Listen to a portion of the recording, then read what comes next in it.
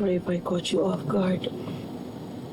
Pero, naisip mo ba kahit minsan, paano kaya kung naging tayo? Kung tayo nagkatuluyan? I'll be honest with you, Viv. Yes, I still have fondness for you. Pero yung nangyari sa atin noon, matagal nang wala na yun.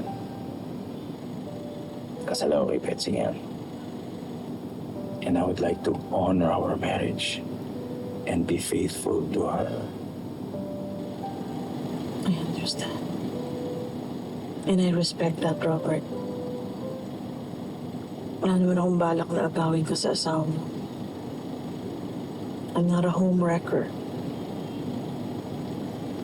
I just wanted to be honest with my feelings.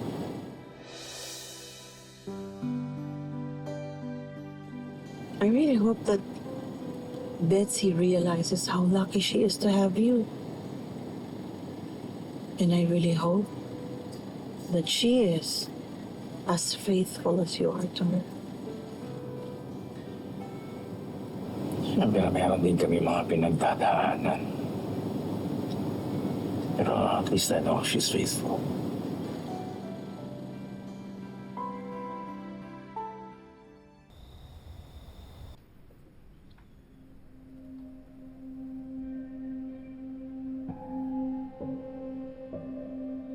So you like it? Okay. Love. You know, I'm sorry na huwag ka na magtatampo. I'm sorry na kung ano nangyari kanina. At kung ano man ang nangyari sa amin ni Vivian, that's the past. Wala nang karugtong yun. Talaga? Eh di kung ganun, sana paalisin mo na lang siya. I-cancel mo na lang yung deal mo sa kanya para matahimik na ako. Kasi dyan nabubuo yung mga hindi dapat mabuo. Sa una, magkatrabaho lang. Tapos, katagalan, magkakalapit na kayo. Tapos may mabubuhay na. Alam mo, maybe that's true, pero ibahin mo ko, I am a faithful husband to you. Saka bakit mo ba naisip sabihin yan?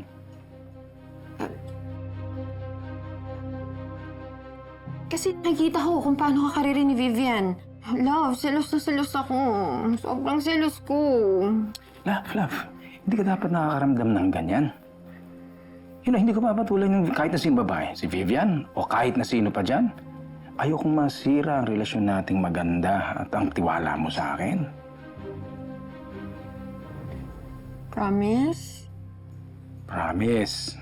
Para karapat dapat ako sa pagiging loyal wife mo sa akin.